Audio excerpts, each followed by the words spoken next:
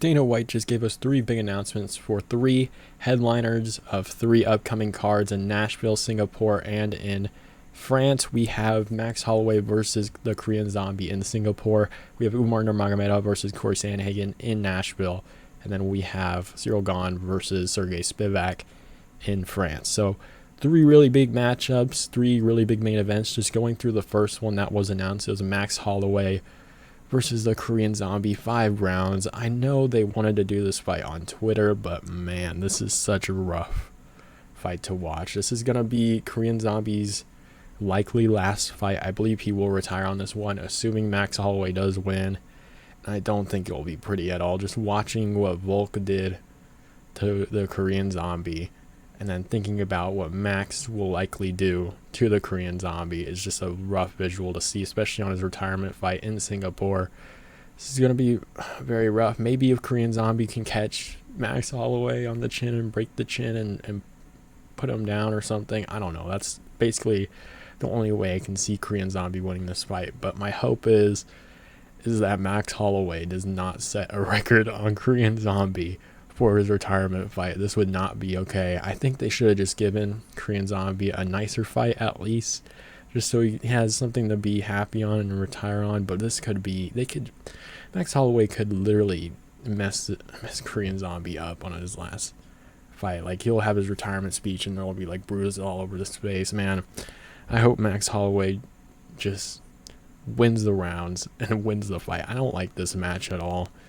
It's going to be very rough. I kind of want to see what the odds are going to be. I'm assuming Max Holloway is going to be a very heavy favorite, but the last Singapore card we had was really good. It was, I believe, UFC 275 with Yuri Prochazka versus Glover Teixeira, which was one of the best fights I've ever seen, especially, or at least in the light heavyweight division, but one of the best fights I've ever seen live. So maybe they can put magic in a bottle here, and maybe Korean Zombie can make this one interesting, but I just see Max Holloway winning this one for 5 rounds. Maybe he does. It's just TKO Korean Zombie with just a bunch of damage accumulated on the feet. Maybe that's what happens, but I'm going to go with Max Holloway here by decision probably.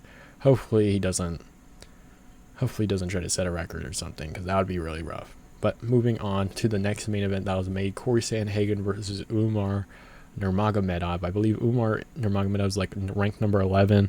Cory Sandhagen's ranked number 3. I want to say he's right around there. He's in the top 5. So this is a very big step up in competition for Umar Nurmagomedov. Last beat Raoni Barcelos, KO'd him. I was extremely surprised there. I was not expecting him to KO Raoni Barcelos, but Cory Sandhagen's been on a little bit of a run since that Petr Yan fight. Beat Song Yadong. I believe finished him due to like a cut. It did get interesting towards the end of that fight in the 5th round, but and then he beat Marlon Vera in a pretty dominant victory there, and that was what pretty much a lot of people are on Cory Sandhagen right now. They're behind him. The only thing that really made him have to go get a bunch of these wins was his loss to Aljamain Sterling, really. So Aljamain Sterling is going to be leaving the division soon, so maybe Cory Sandhagen can get another little run at the title, but for this matchup, it's going to be very interesting. This is a very big step up for Umar Nurmagomedov. He is still kind of young. Cory Sandhagen's in his prime right now.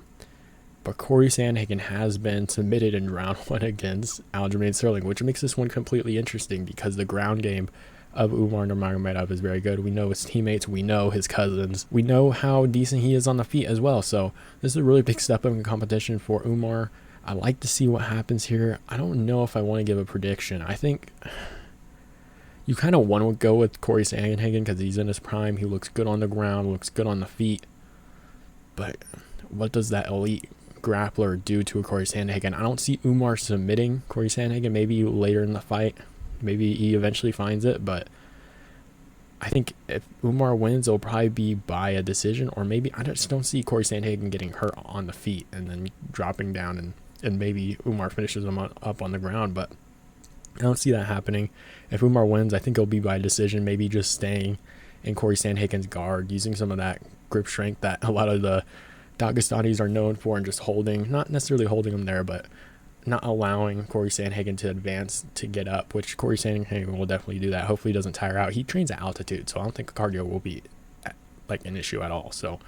But Cory Sandhagen's going to be really good on the feet, has really good footwork, some of the best fight IQ in the bantamweight division. So this one is going to be incredibly interesting. I think I might just go with Umar because I think he'll eventually get takedowns and kind of control him. But honestly, Cory Sandhagen, if Umar goes for takedowns early in this fight and Cory Sandhagen's able to defend them and move around and try to get up and kind of tires Umar Nurmagomedov out a little bit more, I think he has a really good chance towards the end of this fight of landing some good shots and winning some of those rounds and making this a pretty close fight on the decision. The only reason why I think it'll probably be a close decision if Cory Sandhagen were to win this is because I think Umar would probably bank some rounds just controlling him early on in the fight. But because I don't know if I don't think it would be smart for Umar to stand with Cory Sandhagen. He's just so good on the feet. So I kind of talked myself into choosing Cory Sandhagen. But again, he's been submitted by Aljamain Sterling in the first round relatively easily there. So I think I'm going to go with Umar for right now. No, I am going to go with Sandhagen. I'm going to go with Sandhagen for right now. It could definitely change. But I think he's just going to be better on the feet. And I think he's going to force Umar to take him down. But I think Sandhagen's just going to be doing enough on the ground to try and move around, try and get up, and I think it might tire Umar out a little bit more. Again, this is a really big test for Umar, so we don't really know what we're getting with him because I don't want to say it's hit and miss for the Dagestani fighters, but you see like an Abu Bakar, you see Islam Makhachev, and then you have some of these younger guys, even Saeed Nurmagomedov, very good fighter, very good on the feet, but again, he has been beaten before, so you just don't know with some of these prospects in general. We'll see what happens. Umar is relatively untested towards the higher part of this division, so we'll see what happens. I think I'm going to go with Cory Sandhagen for right now, but it can definitely change for sure. Moving on to the third announcement, we have Ciryl Gane versus Serghei Spivac for the France card main event. Again, another one of these fights where it's like you don't know how this one's necessarily going to go because Ciryl Gane is very bad on the ground, got out wrestled by Francis Ngannou for those last couple of rounds. You could arguably say he should have won the fight, but let's be real. He got out wrestled on the ground, got submitted extremely easily by Jon Jones, and now he has a very, very dominant wrestler in Serghei Spivac here, who just ragdolled Derek Lewis. I've never seen Derek Lewis kind of get thrown around like that. Maybe DC kind of did something there, but I mean, even then, Derek Lewis. The thing with Derek Lewis is he has like really weird takedown defense. Like he was defending the takedowns a little bit more towards the early part of this fight with Serghei Spivac, but Serghei Spivac was just too much. He was like throwing him. And I've never seen Derek Lewis like get thrown around like that, get controlled on the ground like that. So very dominant wrestling for Serghei Spivac here, and it's a really big threat for Ciryl Gane. I kind of want to go with Ciryl Gane. I think he'll be better on the feet. Serghei Spivac has been beaten before, but he's only like 28 years old. He's still very young. He's improving. We just haven't really seen him tested on the feet recently because he is fighting the lower level guys now. Even though I guess Derek Lewis is kind of in that area now. I guess because he is going down the ranks a little bit more. I kind of will call him a lower level because it doesn't seem like his head's necessarily in the game there. Doesn't seem like he really wants to win like he was. So I don't know. Maybe Ciryl Gane will be defending those takedowns a little bit better.